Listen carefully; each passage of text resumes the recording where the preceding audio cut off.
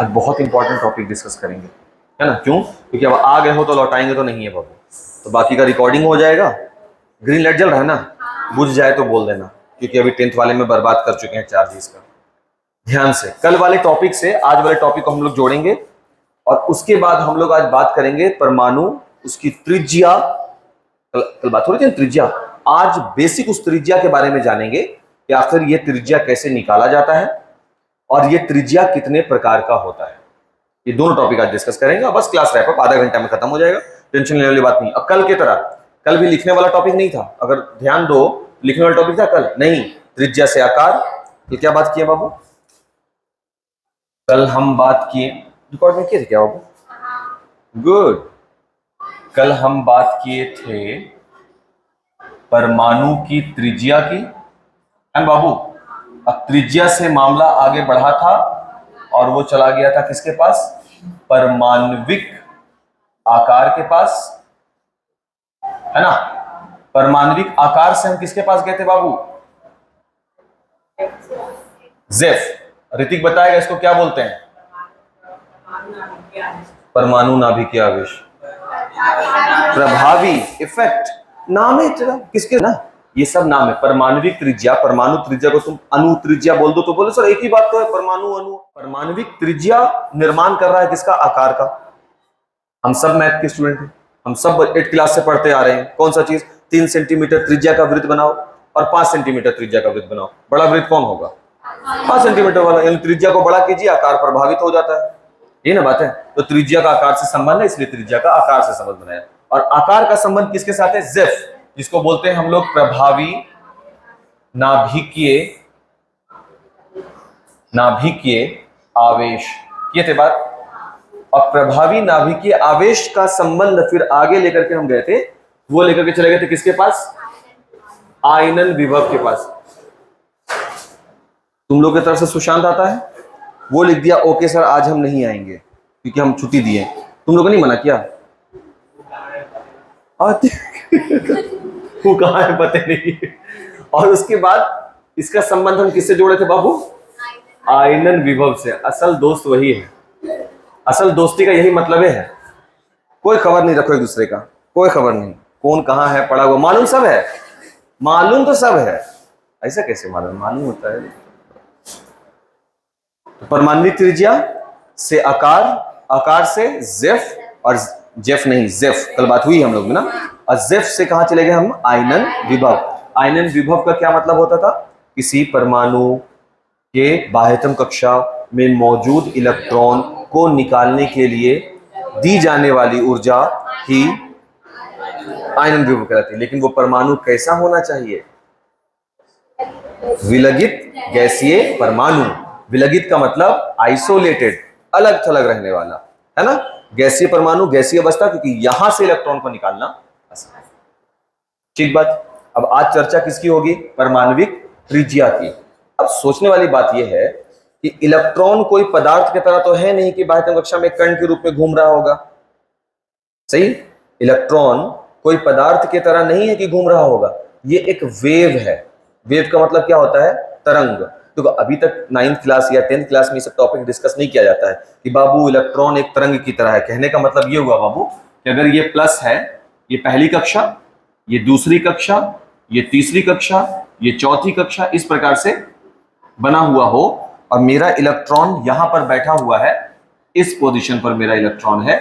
ये जो इलेक्ट्रॉन है, इस इलेक्ट्रॉन के बारे में आप ये ना समझे भूल से भी, अब तो बिल्कुल भी मत समझिएगा कि ये इलेक्ट्रॉन एक कण के रूप में यहां पर विद्यमान है, बिल्कुल भी नहीं है ऐसा। पार्टिकल के रूप में तो ये कण बिल्कुल नहीं है। तो फिर कैसा है? कैसा है? तो बोला कि ये जो कण है ये वेव के फॉर्म में होते हैं। वेव का मतलब क्या होता है? तरंग। ये देखो ऐसा, इसको बोला गया, इसका रूप है ये वेव फॉर्म, तरंग रूप। और ये जो तरंग है, ये तरंग की प्रवृत्ति ऋणावेशित होती है। समझ में आ रहा है बात? देखिए, ये नया बात पता चला या मालूम था पहले से? पहले से मालूम था? नहीं मालूम, नया बात पता चला, जानकारी हो गया। जानकारी हो गया कि जो इलेक्ट्रॉन है वो किसके फॉर्म में है? तरंग रूप में। अब जाहिर से, अब सोचो खाली बात को, इलेक्ट्रॉन तरंग रूप में है, नाभिक से बाह्यतम कक्षा में मौजूद इलेक्ट्रॉन की दूरी त्रिज्या बनती है। कल बात हुई है, किसी परमाणु के नाभिक से उसके बाह्यतम कक्षा के बीच की, जो बाह्यतम कक्षा का मतलब है बाह्यतम कक्षा जहां पर इलेक्ट्रॉन होंगे, उनके बीच की दूरी क्या बनाती है? त्रिज्या बनाती है। अब आप ऐसे सिचुएशन में आप त्रिज्या बता पाओगे? ऐसे सिचुएशन में आप त्रिज्या निकाल पाओगे, बता पाओगे? देखो वेव फॉर्म के लिए ये थोड़ा इधर भी खिसका हुआ है, थोड़ा आगे भी खिसका हुआ है, इस रूप में अगर रहे, क्या आप त्रिज्या बता पाएंगे नाभिक से दूरी के लिए? इसीलिए कहा जाता है कि कभी भी हम लोग किसी परमाणु की त्रिज्या, परमाणु की त्रिज्या कभी भी हम लोग डायरेक्ट अप्रोच से नहीं निकाल सकते। डायरेक्ट अप्रोच से नहीं निकाला जा सकता है, कभी भी नहीं। किसी भी परमाणु की त्रिज्या अगर हम ये चाह लें कि नाभिक को लें, नाभिक पे से फीता रखा, नाप लिया बाहरी कक्षा के बीच, ऐसा नहीं होगा। अगर हम अपने और मोनू के बीच की दूरी को नापना चाहेंगे तो स्केल लेंगे, वो स्केल पैमाना कैसा भी हो सकता है, छड़ी जैसा हो सकता है, मीटर वाला, वो फीता वाला हो सकता है। लंबाई से सीधे लंबाई मापेंगे ना, कैसे नापिएंगे? गोल से ऐसे लंबिक दूरी ऐसे नाप लेंगे और बोलेंगे यही इसका डिस्टेंस है। लेकिन तब क्या हो, जब ताज अस्लम का अस्तित्व आकार इस रूप में ना हो, वेव के फॉर्म में हो। तो जो चीज वेव के फॉर्म में होगा, क्या लगता है वो ऐसे ठोस रूप में एक जगह बैठा हुआ होगा, वो तो इस प्रकार से तरंग अवस्था में आ जाएगा ना। और तरंग अवस्था की चीज जिसका अपना खुद का अस्तित्व एग्जैक्ट नहीं बना हुआ है, क्या वो इनके साथ दूरी आप बता पाओगे? डायरेक्ट अप्रोच जिसको बोलते हैं, सीधा सीधा नापना, आप ये काम नहीं कर सकते। तब परमाणु की त्रिज्या, टॉपिक तो है हम लोगों का, क्योंकि सारा का सारा फसाद शुरू कहां से हुआ? परमाणु की त्रिज्या से तो शुरू हुआ। कल पहले आप सर परमाणु त्रिज्या बताते हो, फिर आप आकार की बात करते हो, फिर जेफ आता है तो आप क्या बोलते हो? देखो जेफ सबसे इंपॉर्टेंट है, ध्यान रखना, ऐसे सर बोल रहे थे, आप बोल रहे थे ना। तो अगर जेफ पर जाना है तो त्रिज्या से होकर आना होगा। और त्रिज्या के बारे में आज आप एक नया चीज बता रहे हैं क्या, कि डायरेक्ट अप्रोच से नहीं निकाला जा सकता। तब तो सर ये और भी ज्यादा इंपॉर्टेंट बात हो जाता है जानना कि आखिर परमाणु की त्रिज्या निकाले तो निकाले कैसे, क्योंकि इसके बगैर तो पूरा का पूरा थ्योरी खत्म है। यहां तक पहुंचना है और यही पता नहीं हो आपको तो मामला खत्म हो जाता है। सही, इसलिए सर सबसे पहले आपको वो क्लियर करना होगा कि आखिर ऐसा क्यों है, और अगर ऐसा है तो फिर इसका इनडायरेक्ट अप्रोच क्या होगा, क्योंकि जो चीज डायरेक्टली नहीं निकाला जा सकता, परमाणु की त्रिज्या कैसे निकालेंगे हम लोग? इनडायरेक्ट अप्रोच, अप्रोच का मतलब होता है पहुंचना, अप्रोच से प्राप्त करते हैं। देखो ध्यान से, सीधा सीधा नहीं प्राप्त करेंगे, लेकिन इनडायरेक्टली प्राप्त करेंगे। अब इनडायरेक्टली कैसे प्राप्त किया जाता है, उसी में हम लोग अपना सिस्टम शुरू करेंगे। और इनडायरेक्टली अप्रोच के लिए हम लोग 3 प्रकार की त्रिज्याओं का अध्ययन करेंगे। एक सहसंयोजी त्रिज्या, दूसरा वाला वांडर वाल। केमिस्ट्री में ना किताबों में तुम देखोगे बहुत बार ये वर्ड इस्तेमाल करेगा, लेकिन आज के बाद इसका कॉन्सेप्ट एकदम साफ रहेगा कि वांडर वाल होता क्या। नहीं सुने वांडर वाल? क्लास 10th में हीरा की संरचना में भी वर्ड होगा शायद वांडर वाल वर्ड, खैर नहीं 11th में तो है वांडर वाल शब्द, बहुत बार होगा। सहसंयोजी त्रिज्या एक हो गया बाबू, दूसरा वाला त्रिज्या क्या बताया गया? वांडर वाल त्रिज्या। और तीसरा जो रेडियस है वो कहलाएगा धात्विक त्रिज्या। समझ में आया बात? हम लोग जो अभी अध्ययन करेंगे इनडायरेक्ट अप्रोच से, इस इनडायरेक्ट अप्रोच से त्रिज्याओं को कितनी श्रेणियों में बांटा गया है? 3 श्रेणी में। पहला श्रेणी क्या है? सहसंयोजी त्रिज्या, यानी पहला जो हम बात करेंगे वो सहसंयोजी त्रिज्या पर। दूसरा हो जाएगा वांडर वाल त्रिज्या, फिर हम उसकी बात करेंगे, 2 लाइन में वो खत्म हो जाएगा। और तीसरा बात होगा धात्विक त्रिज्या, और उसके बाद देखोगे कि कॉन्सेप्ट क्या होता है। पहले तो बाबू जो कल हम लोग बात किए थे आकार के बारे में, अब उसमें थोड़ा सा जो रूम वाला कॉन्सेप्ट हम आपको बता रहे थे, रूम वाला ध्यान है कॉन्सेप्ट, कि इस रूम में यहां पर ये है न्यूक्लियस, नाभिक, यहां पर हम हैं और आप 10 लोग यहां बैठे पड़े हैं, ठीक है। ये 10 लोगों पर मेरा इख्तियार यानी मेरा कंट्रोल पूरा है, सही। और अगर हम अगले वाले कमरे में 2 बच्चे को ले आए, जितने बच्चे को लाएंगे यानी जितने इलेक्ट्रॉन को लाएंगे, प्रोटॉन भी उतना ही सही बढ़ेगा। क्यों बढ़ेगा? क्योंकि इलेक्ट्रॉनों की संख्या और प्रोटॉनों की संख्या आपस में बराबर होती है। सही है बात यहां तक? अब हम 2 बच्चे को अगले वाले रूम में बढ़ाते हैं तो 2 टीचर बढ़ जाएंगे, 2 बच्चे को उसके बाद वाले रूम में बढ़ाते हैं 2 टीचर और बढ़ जाएंगे। लेकिन इन टीचरों का, जिसको यहां से बाहर नहीं निकलना है, उसका उन बाहर वाले रूम में बैठे हुए बच्चों पर कोई कंट्रोल होगा क्या? नहीं होगा। लेकिन तब क्या हो, अगर इसी रूम में 10 बच्चे हैं, 5 बच्चे और लाया जाए, 5 टीचर ले आओ, 5 बच्चों को और बढ़ाओ इस रूम में क्योंकि जगह है, और 5 टीचर को ले आओ। क्या टीचर का कंट्रोल क्लास में रहेगा? बहुत कड़ा नहीं रहेगा बाबू। अब बोले चलो टेस्ट लेंगे, सोचो क्या होगा, कर्फ्यू से भी भयंकर चीज है। 1 टीचर 30 बच्चा ठीक लग रहा है ना? अब 5 बच्चा बढ़ा दो, 35 बच्चा, 2 और 6 टीचर हो गए क्योंकि एक पहले से था, 5 को और आ गया। 5 बच्चा और बढ़ा दो यानी 40 बच्चा, 40 टीचर। 40 बच्चे को तुम इलेक्ट्रॉन समझो और टीचर को तुम प्रोटॉन समझो जो नाभिक में है। क्या लग रहा है तुमको? कोश नहीं बढ़ रहा, कमरा नहीं बढ़ाने बोल रहे हैं, एक ही जगह रखने के लिए बोल रहे हैं। तब क्या होगा? टीचर का कंट्रोल बहुत ज्यादा हो जाएगा ना। जेफ किसे कहते हैं? जब परमाणु के नाभिक का उसके बाह्यतम कक्षा के इलेक्ट्रॉन पर पूरी तरह से कंट्रोल हो, वही है ना जेफ। तो यहां पे बाबू कॉन्सेप्ट देखो क्या हुआ, ध्यान से समझो। जब हम अपने आवर्त सारणी में बाएं से दाएं की ओर कल जा रहे थे, ऊपर से नीचे वाला कल बात किए थे, बाएं से दाएं वाला बात नहीं किए। तुम नोटिस करो, जब हम आवर्त सारणी में लाए हैं, क्या खोलो आवर्त सारणी, ओपन करो सब अपना अपना आवर्त सारणी। इत्मीनान से, हड़बड़ाएगा कोई नहीं, ऑनलाइन वाला बच्चा भी ओपन करेगा। हाँ, ध्यान से सुनोगे मेरी बात को, ठीक है? तुम लोग ध्यान दोगे, आवर्त संख्या 2 पर देखो ध्यान। लिथियम है, बेरिलियम है, और उसके बाद पी ब्लॉक में देखोगे boron, carbon, nitrogen, oxygen, fluorine और नियॉन। दिख रहा है यहां तक? इन सब में तुम एक चीज कॉमन देखोगे। कौन सा हम बोल रहे हैं? फिर से मेरी बात को ध्यान सुनो, आवर्त संख्या 2 को ध्यान से देखिए। लिथियम है, बेरिलियम है, boron, carbon, nitrogen, oxygen, fluorine और नियॉन। सही है बात? अच्छा, इन सब में तुम एक चीज कॉमन देखोगे, और कॉमन क्या देखोगे तुम? इन सभी का आवर्त एक होगा। देखिए सबका दूसरा आवर्त है, दिख रहा है क्या? इसका मतलब क्या है? आवर्त का मतलब क्या होता है? कक्षा। फोटो के हिसाब से अगर हम लोग देखें तो वो कक्षा ही है ना। और कक्षा में होने का मतलब क्या है कि कक्षा में पहले देखो, लिथियम 3 हो गए, उसके बाद कौन हो गया? बेरिलियम, उसके बाद बोरोन 5 हो गए, कार्बन 6 हो गए, नाइट्रोजन 7 हो गए, ऑक्सीजन 8 हो गए, फ्लोरीन 9 हो गया, नियॉन 10 हो गया। ये सारा का सारा कांड किस आवर्त में हुआ है? दूसरे आवर्त में। तो दूसरे आवर्त में इलेक्ट्रॉनों की संख्या बढ़ रही है। तुम देखो, 3 से 4, 4 से 5, 5 से 6, 6 से 7, 7 से 8, 8 से 9, 9 से 10। संख्या किसकी बढ़ रही है? इलेक्ट्रॉनों की। तो जब इलेक्ट्रॉनों की संख्या बढ़ रही है, क्या कोश भी बढ़ रहे हैं? नहीं बढ़ रहे हैं, एकदम नहीं बढ़ रहे हैं। हम इसको होल्ड पे डाल रहे हैं क्योंकि हमको थोड़ा सा उस पर बात करनी है अभी। देखो यहां पर ध्यान से, सबसे पहले लिथियम।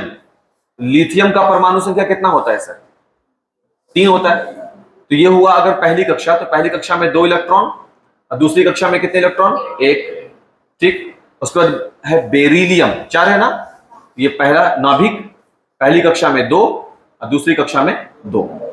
देखो, उसके बाद है बाबू बोरोन, पी ब्लॉक में देखिए जाकर के उस तरफ, है ना, 5 है। पहले वाली कक्षा में 2, दूसरे वाले में 3। उसके बाद है कार्बन, कार्बन का 6 है बाबू, नाभिक पहली कक्षा में 2, दूसरी में 4। नाइट्रोजन 7 है बाबू, पहली कक्षा में 2, दूसरी कक्षा में 5। ऑक्सीजन 8 है बाबू, पहली कक्षा में 2, दूसरी कक्षा में 6। उसके बाद कौन है बाबू? फ्लोरीन 9 नंबर में, है ना, नाभिक, उसके बाद पहले में 2, दूसरे में 7, 7 2 9, है ना। और लास्ट हो गया नियॉन 10, पहली कक्षा में 2, दूसरी में 8। ये किसकी घटना है? ये पूरा का पूरा स्ट्रक्चर किसका है? दूसरे आवर्त का। दूसरा आवर्त क्यों आया? क्योंकि इलेक्ट्रॉन कौन सी कक्षा में है? दूसरी कक्षा में है, इसलिए आवर्त कौन सा होगा? दूसरा। हम लोग बात किए हैं कि कक्षा को ही तो आवर्त बोलते हैं, और कक्षों की कुल संख्या कितनी होती है? 7। इसलिए आप देखिएगा 7 आवर्त है। बात हो चुकी है हम लोगों के बीच में सर, ये है बात, ये सब ठीक, अब आगे बढ़ रहे हैं, बात सुनोगे ध्यान से। तो हम ये देख रहे हैं बाबू कि लिथियम से बेरिलियम में एक परमाणु संख्या बढ़ गया है, बेरिलियम से बोरोन में एक बढ़ गया है, बोरोन से कार्बन में एक, और ऐसी कंसेक्यूटिव रूप से एक एक बढ़ता चला गया है नियोन तक। तो जब एक एक बढ़ रहा है परमाणु संख्या, इसका मतलब ये हुआ बाबू कि इलेक्ट्रॉनों की संख्या एक एक बढ़ रही है। ये घूमने वाला कौन है? एक था, फिर दो हो गया, फिर तीन हो गया, चार, पांच, छह, सात, आठ। इसका मतलब क्या है? एक एक इलेक्ट्रॉन बढ़ रहे हैं। तो जब एक एक इलेक्ट्रॉन बढ़ेंगे तो उसी दर से प्रोटॉन भी बढ़ेंगे। क्यों बढ़ेंगे? क्योंकि सर इलेक्ट्रॉनों की संख्या और प्रोटॉनों की संख्या बराबर होती है किसी भी उदासीन परमाणु में, तभी तो परमाणु जो है वो विद्युत उदासीन होते हैं। वरना क्या होता? परमाणु में शुरू से ही कोई ना कोई चार्ज होता, या तो प्लस या तो माइनस। लेकिन परमाणु शुरुआत में कैसे होते हैं? उदासीन, मतलब जितने प्रोटॉन उतने इलेक्ट्रॉन। ठीक है बात? ये न्यूट्रॉन बोल रही है, एक से एक आदमी है, हम सुन लिया। देखो ध्यान से बाबू, क्या हुआ अभी यहां पर? कितने अंदर में प्रोटॉन होंगे? तीन, क्योंकि बाहर में इलेक्ट्रॉन कितने हैं? तीन। फिर एक बढ़ गया चार, तो अंदर में प्रोटॉन भी चार। ये पांच तो पांच, छह, ये सात, ये आठ, ये नौ और ये 10। जितने प्रोटॉन उतने इलेक्ट्रॉन। ये वाला कॉन्सेप्ट ठीक है? अच्छा, अब प्लस वाला तुम देखो, बाह्यतम कक्षा में ये प्लस अपने बाहरी कक्षा पर ताकत लगाएगा, पावर लगाएगा, जिसको हम क्या बोलते हैं? प्रभावी नाभिकीय आवेश। तो यहां पर अंदर में कितना प्लस है बाबू? तीन प्लस। ये अपने बाह्यतम कक्षा पे ताकत लगा रहा है, तीन को प्लस मिलकर के। ठीक, अंदर में कितना प्लस है बाबू?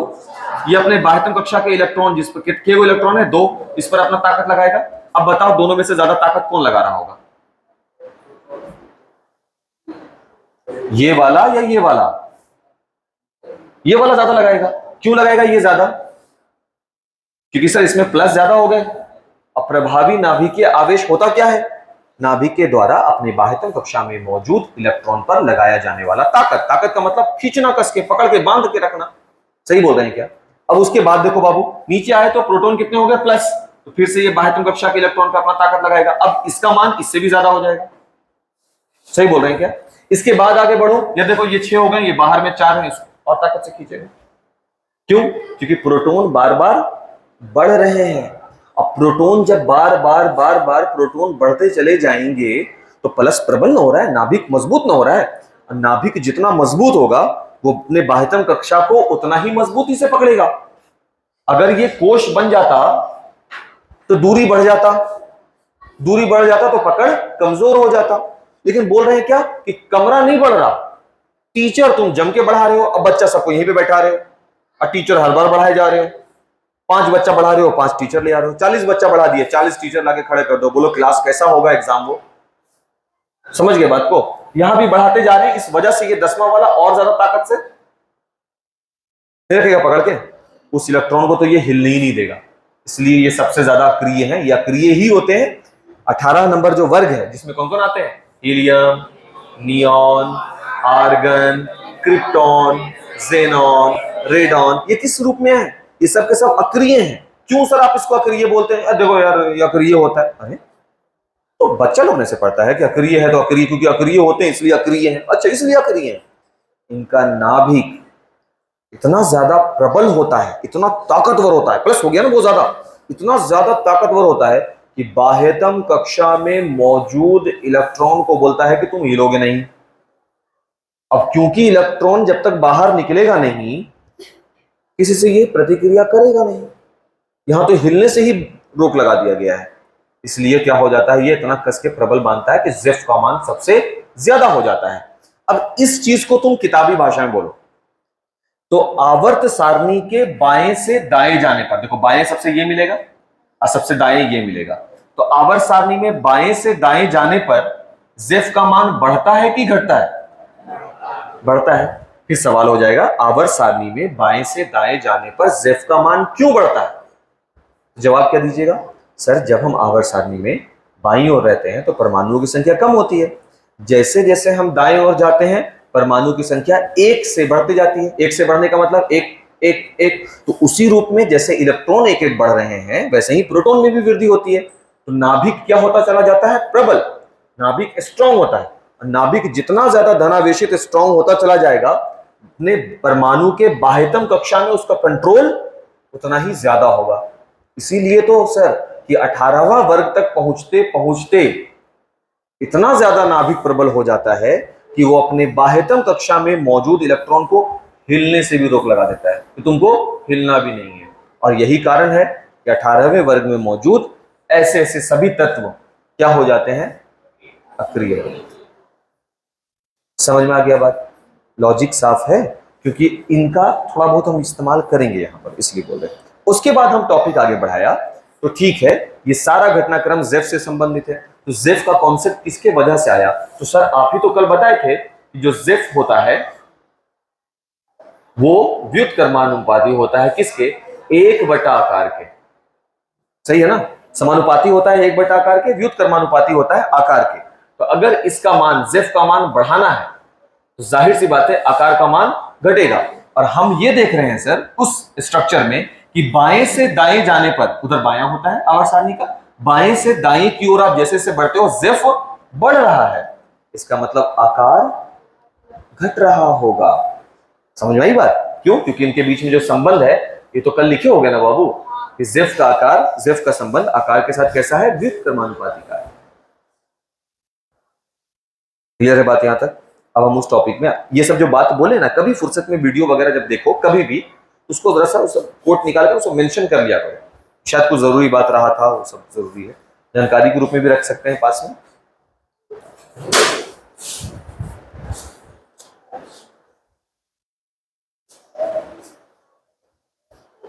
हाँ, अब हम आते हैं अपने त्रिज्या के रूप में। कहां गया भाई मेरा स्केच में? पहले कौन सा बात करेंगे? हाँ, अब आप उसको अंडर कर सकते हैं कॉपी वगैरह में।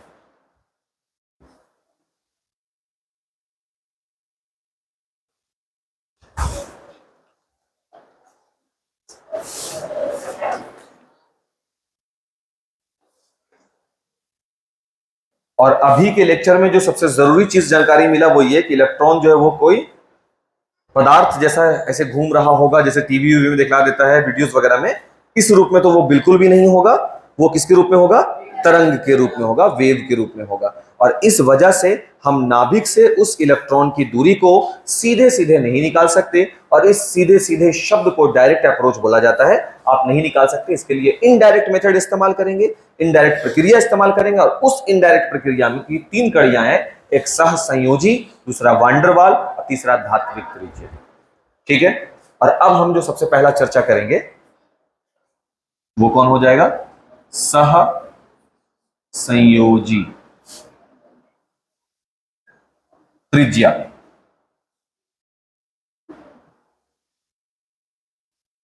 इंग्लिश में इसको कोवैलेंट बोला जाता है, सह संयोजी को। ठीक है?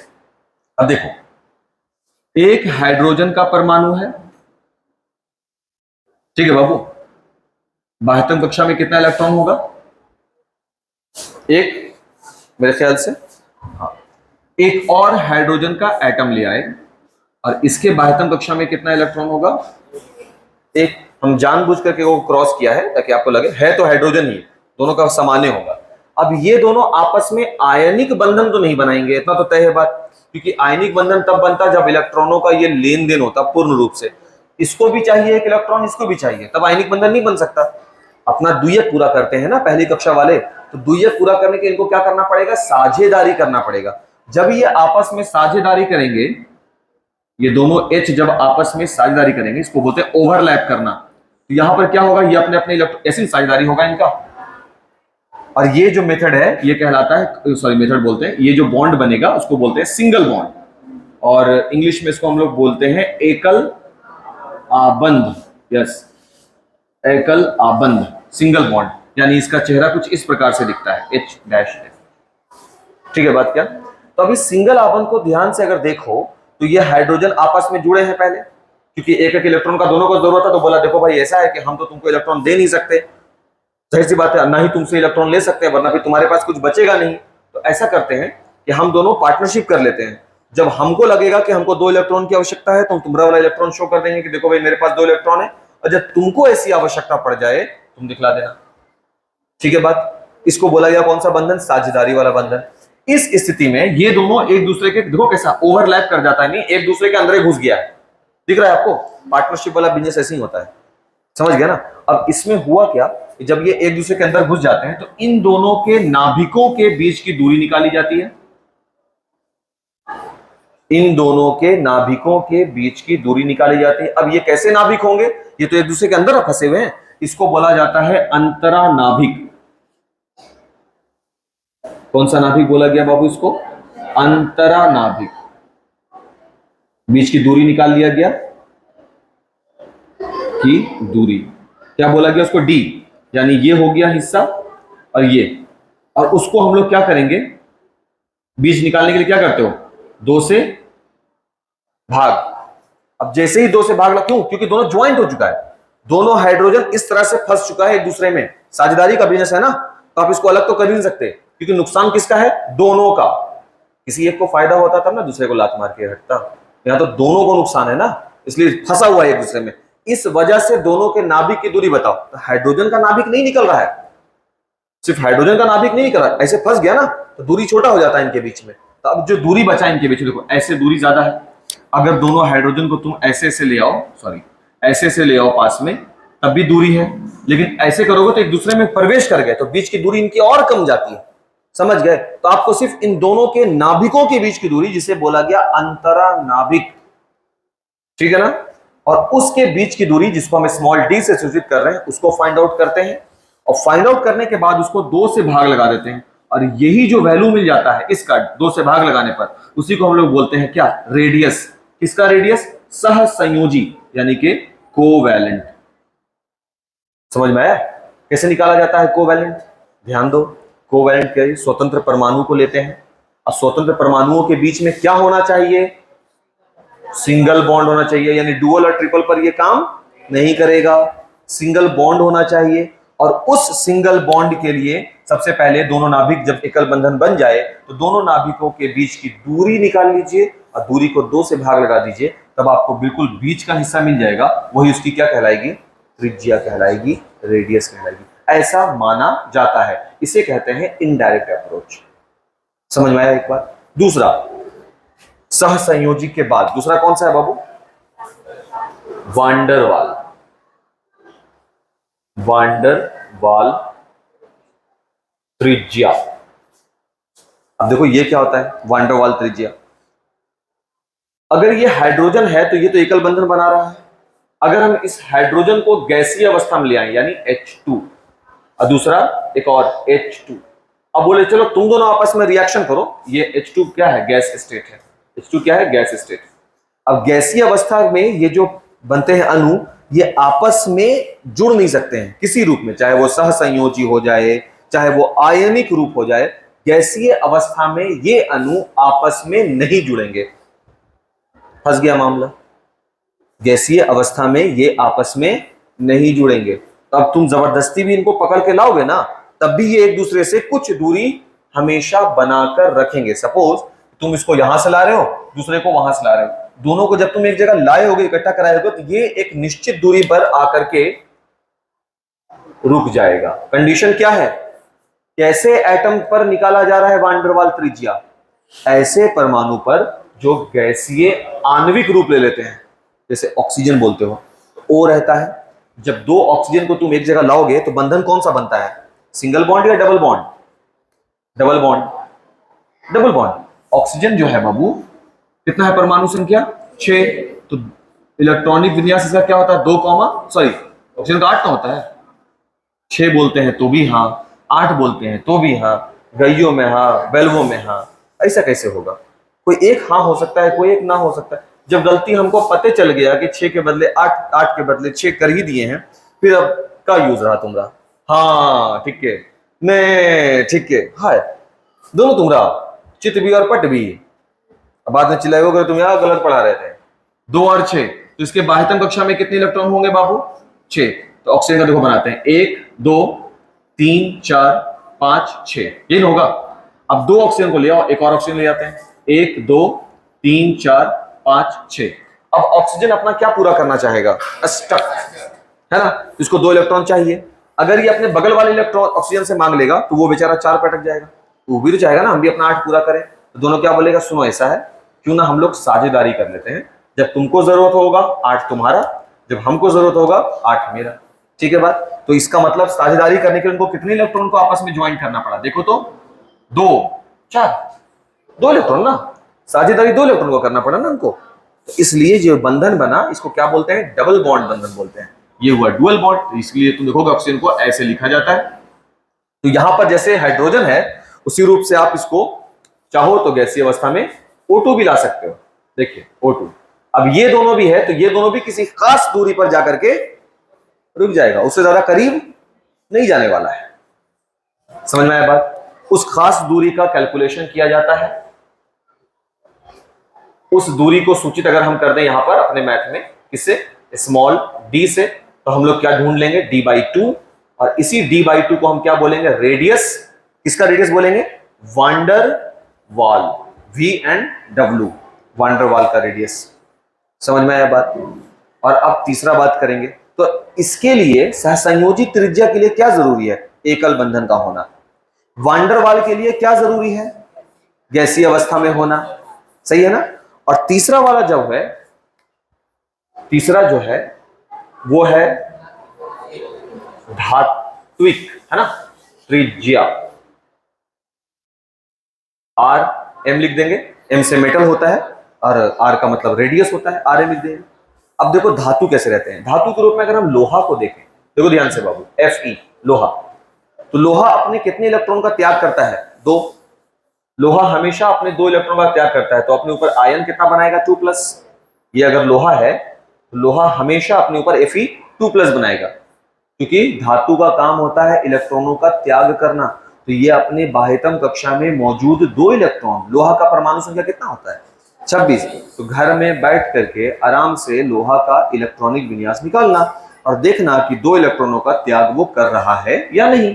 किसी भी परमाणु के बाह्यतम कक्षा में जब इलेक्ट्रॉनों की संख्या 1, 2 या 3 हो तो वो क्या करता है, अपने उन इलेक्ट्रॉनों का त्याग करता है, और इलेक्ट्रॉनों के त्याग करने से ही तो धातु कहलाते हैं। इसका मतलब क्या है, ये अपने 2 इलेक्ट्रॉनों का आसानी से त्याग किया होगा, तभी ये 2+ कहलाया है। इसी के बगल में अगर हम एक और धातु को रूप में वही लोहा को रख दें तो वो भी Fe2+ बनाएगा। और देखो लोहा में कैसे अणु होते, कैसे बने होते उसके परमाणु, कैसे अंदर नहीं घुस रहा है, अंदर नहीं है, बट एक दूसरे से सटा हुआ होता है। या देखो फिर से एक और लोहा Fe2+, क्यों 2+ लिख रहे हैं बाबू, जैसे Na लिखना होता है तो Na+ लिख देते हैं, क्यों लिखते हैं, क्योंकि इसकी ये गुण है इसका कि अपने एक इलेक्ट्रॉन का त्याग कर दिया, आयन के रूप में ये भी भेज दिया। इस प्रकार से ये देखो, ये एक पदार्थ है लोहा का, और उसके अंदर लोहा के जो परमाणु है वो इस रूप में है। इलेक्ट्रॉन कहां गया लोहा का, तो यही कहीं पे भटक रहा है।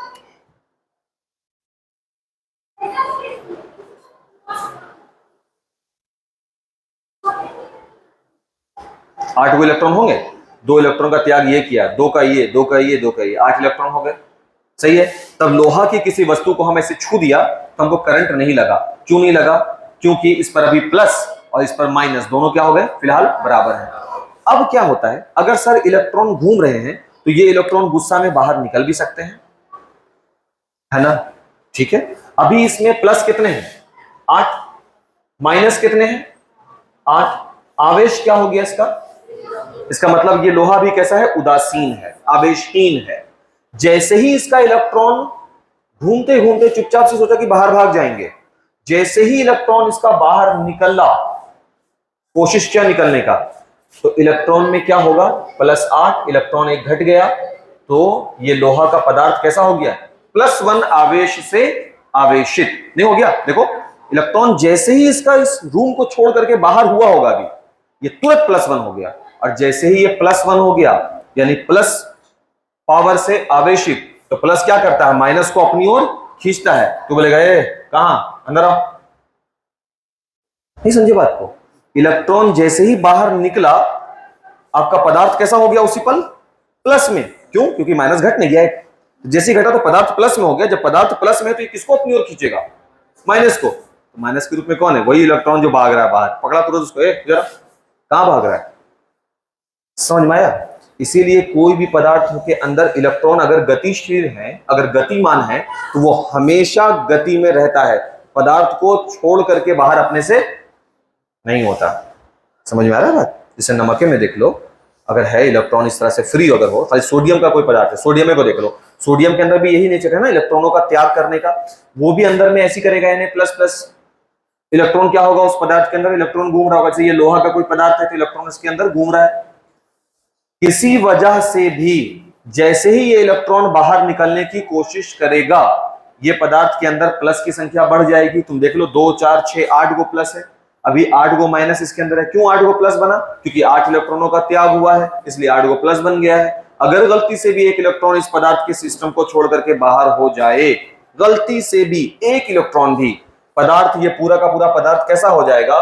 धनावेशित उत्पन्न हो जाएगा। और जब ये धनावेशित होगा तो ये माइनस को अपनी ओर खींच लेगा वापस से, और फिर से उदासीन होकर के चुपचाप से बैठ जाएगा।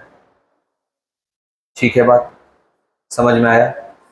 इस प्रकार इनके बीच, देखो बाबू, इस प्रकार इनके नाभिकों के बीच की दूरी निकाल ली जाती है।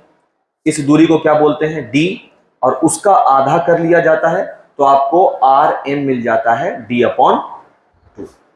तो एक बात तो समझ में आया क्या, कि सभी की त्रिज्या d/2 है। देखो लॉजिक देखिए बात को, हाँ, ये थोड़ी ना रटना है, समझना क्या है वो देखो। सभी की त्रिज्या d/2 है, लेकिन सवाल है कौन सी त्रिज्या बड़ी होगी, कौन सी त्रिज्या बीच में, और कौन सी त्रिज्या छोटी। तो वो तो फोटो के बाद हमको समझ में आ ही गया। देखो सबसे बड़ी त्रिज्या इनकी होगी, क्योंकि इनके बीच की दूरी, वान डेर वाल में गैसीय अणुओं के बीच की दूरी ज्यादा होगी। तुम देखो ये सट भी नहीं रहे, दूरी बना के रखेंगे हमेशा, क्योंकि इनके बीच में कोई बंधन नहीं बनेगा, ना तो सहसंयोजी बंधन बनेगा, ना ही आयनिक बंधन बनेगा। ब्रह्मांड में एक बल है जो लग रहा है, जिसका नाम है गुरुत्वाकर्षण बल। द्रव्यमान के कारण लगता है वो बल, सही है। तुम वान डेर वाल बल को गुरुत्वाकर्षण बल मान सकते हो, और ये किताब में नहीं मेंशन है, हम कह रहे हैं कि तुम मान सकते हो। क्यों? क्योंकि दो पिंडों के बीच, आखिर ये दोनों गैसीय अणु जो हैं, ओह सॉरी, यहां ये दोनों जो गैसीय अणु हैं, ये दोनों, आखिर ये दोनों एक दूसरे के करीब आकर ठहरे हुए तो हैं, सही है ना? और एक दूसरे के करीब आकर ठहरने का बेस्ट एग्जांपल क्या हो सकता है? सूरज, पृथ्वी, पृथ्वी और चंद्रमा एक दूसरे के करीब आकर क्यों ठहरे हुए? तो नहीं बोलते इन दोनों पिंडों के बीच में कौन सा बल लग रहा है? गुरुत्वाकर्षण बल। ठीक उसी प्रकार से वान डेर वाल वही भूमिका निभा रहा है जो भूमिका गुरुत्वाकर्षण बल निभा रहा है, सही। तो अगली बार से केमिस्ट्री के बुक में जहां कहीं भी वान डेर वाल बल का जिक्र हो, आप उसको गुरुत्वाकर्षण बल की तरह ही समझ करके काम करें। दोनों पिंड है, दोनों पिंड अपने अपने खास दूरी पर आकर के रुक जाएंगे। अब सुनो, जब हम बात कर रहे हैं सहसंयोजी की, तो यहां तो तुम साफ देख सकते हो परमाणु एक दूसरे के अंदर प्रवेश कर गया है, ये दूरी बना के रखा है, और ये सिर्फ सटा हुआ है। तो हम कह सकते हैं कि ये वाली डी का मान ज्यादा होगा, दूरी ज्यादा होगा इनके नाभिकों के बीच। इसका मतलब ये बाबू कि हम ये कह सकते हैं कि radius of covalent bond wall ज्यादा होगा, वान डेर वाल की त्रिज्या ज्यादा होगी। क्यों ज्यादा होगी? क्योंकि सर ये कुछ दूरी बना के रखते हैं। उससे कम किसका होगा? उससे कम वहां देखो धात्विक का, ये केवल क्या होते हैं? सटे हुए होते हैं, केवल सटे हुए होते हैं। फोटो देख पा रहे हैं? समझ में आएगा? तो आप ये बोल सकते हैं कि रेडियस ऑफ मेटल होगा। उससे कम किसका होगा? क्यों होगा कम? सर ये एक दूसरे के अंदर प्रवेश कर गए हैं तो दूरी इसका और कम होगा, तो जाहिर सी बात है सबसे कम किसका हो जाएगा? आर होगा। देखो यहां पे बना हुआ ये देखिए है। सबसे बड़ी त्रिज्या कौन सी त्रिज्या होती है? वान डेर वाल त्रिज्या। उससे छोटी त्रिज्या कौन सी होती है? धात्विक त्रिज्या। उससे भी छोटी त्रिज्या कौन होगी? सहसंयोजी त्रिज्या। समझने का आसान तरीका, जाहिर सी बात है इनके बीच में दूरी है, अगला वाला जो है वो सटा हुआ है, और उसके बाद वाला अंदर में प्रवेश कर गया है, तो दूरी किसका ज्यादा है? ये है। उससे कम ये है, और उससे भी कम। समझ में आ रहा है ना बात? ये मुश्किल लग रहा है टॉपिक? नहीं, नोट कर लीजिएगा, अगर कुछ नोट करने लायक बचा है तो लिख दें क्या कुछ कुछ बातें? सहसंयोजी वगैरह का लिख दें क्या? हंस रहा है बाबू, कुछ नहीं समझ में आया? नहीं आ गया? आ गया, ठीक।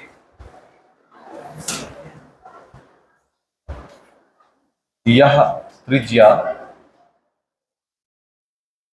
एकल आबंध में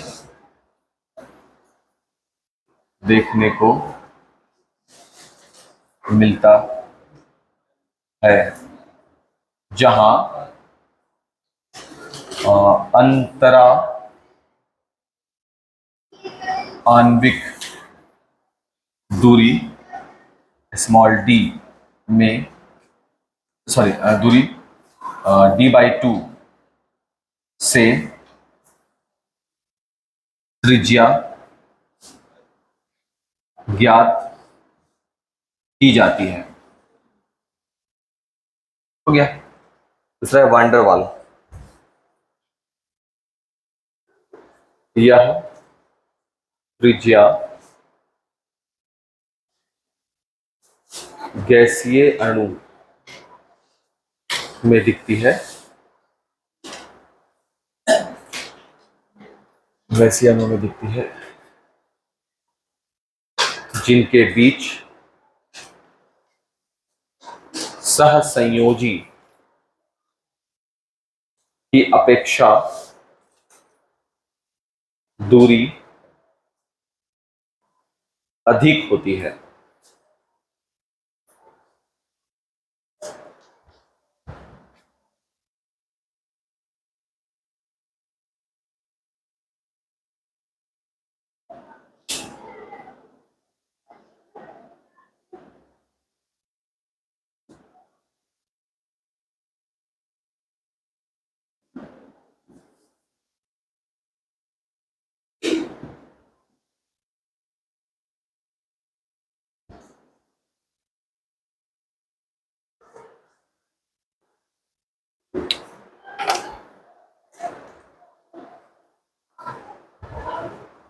बोलना है ना पहले बाबू, याद दिलाना, हम भूल जाते हैं।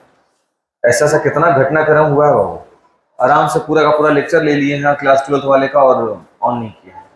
छत पर जब हम पढ़ाते हैं अक्सर ऐसा करते हैं, जैसे पानी वानी प्यास लगा तो पॉज करके चले गए पानी पीने के लिए, उसके बाद तुरंत आया तुरंत पढ़ाना शुरू कर दिए। अब कोई टोकने वाला है नहीं रूम में, पूरा लेक्चर पसीने से लथपथ हो गया आदमी। उसके बाद इसको बकबक कर रहे थे, फिर शुरू से शुरू करना है, वही चीज दोबारा से पढ़ाना है। कर रहा है, करना पड़ेगा, करना पड़ेगा। बच्चा रात में पूछ दिया तो बताना ही ना पड़ेगा। अब आप उसके लिए वीडियो बनाएंगे आप।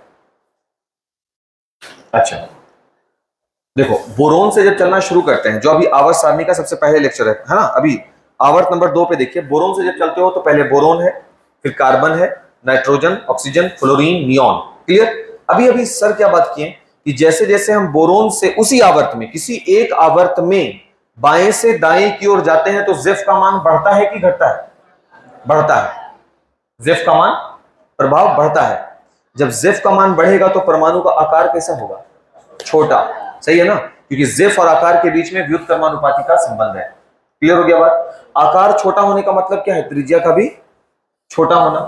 सही है बात? इसका मतलब ये हम कह सकते हैं बाबू कि बोरोन का आकार सबसे बड़ा होगा, कार्बन का उससे छोटा, नाइट्रोजन का उससे छोटा, उसके बाद ऑक्सीजन का छोटा, उसके बाद फ्लोरीन का, उससे भी छोटा किसका आकार होगा? नियॉन का। सही बोल रहे हैं क्या सर? बोरोन का आकार बड़ा होगा। क्यों? क्योंकि बोरोन के नाभिक का बाह्यतम कक्षा पर अपना प्रभाव ज्यादा नहीं होगा। ज्यादा क्यों नहीं होगा? क्योंकि प्लस उतना ज्यादा प्रबल नहीं होगा, इसलिए। और जैसे जैसे हम बोरोन से कार्बन के पास जाएंगे, प्लस जो है प्रबल होगा तो आकार छोटा करेगा, और प्रबल होगा, छोटा जिफ बढ़ेगा तो आकार छोटा होगा। लेकिन एक एक्सेप्शन ये बना, ये नियॉन सबसे आगे आ जाएगा। अब बोलेगा कि सबसे बड़ा आकार किसका होगा? मेरा। ये क्या कहला गया आपका? एक्सेप्शन। अब बोलोगे सर अपवाद, केमिस्ट्री में अपवाद होता नहीं भाई, केमिस्ट्री में अपवाद हैं, क्योंकि हम लोग ऐसे पढ़ते हैं कि किसी आवर्त सारणी में, ध्यान से, अपवाद का मतलब क्या होता है? अपवाद का मतलब ये नहीं है कि उसकी व्याख्या नहीं हो सकती, होगी व्याख्या। ध्यान से सुनो, आपको क्या पढ़ाया जाता है? किसी आवर्त सारणी में, अभी थोड़ा देर पहले हम बोला कि आवर्त सारणी में बाएं से दाएं जाने पर जेफ क्या होता है? बढ़ता है। जेफ बढ़ेगा तो आकार छोटा होगा, इसलिए बाएं से जब दाएं जाएंगे तो छोटा आकार होते होते लास्ट में जो सबसे दाएं बैठा हुआ होगा उसका आकार सबसे छोटा होगा, नियमतः होना है ना।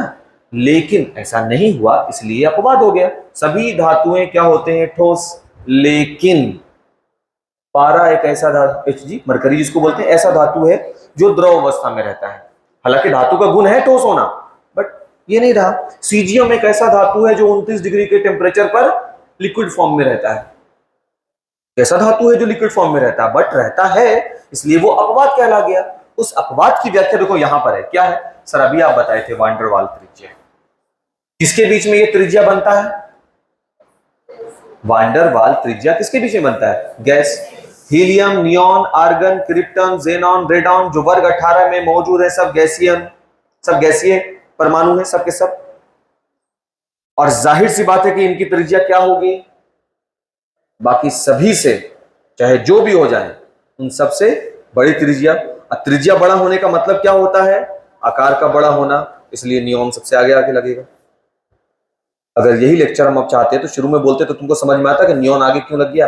अगर आप रेडियस नहीं पढ़ते तो नियॉन आगे को आप क्या बोलते? अपवाद स्वरूप नियॉन आगे आएगा, इसको रट लो।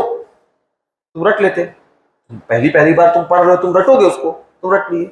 लेकिन अब हम पढ़ लिए हैं, अब हमको मालूम है कि गैस के जो बनेंगे वो सब की त्रिज्या क्या होगी? बड़ी। त्रिज्या बड़ी का मतलब क्या होगा? आकार का भी बड़ा होना। समझ में आया बाबू ये चीज? अच्छा, इसके बाद वाला तीसरा नंबर आवर्त में आप चले जाइए, कौन है? एल्यूमिनियम।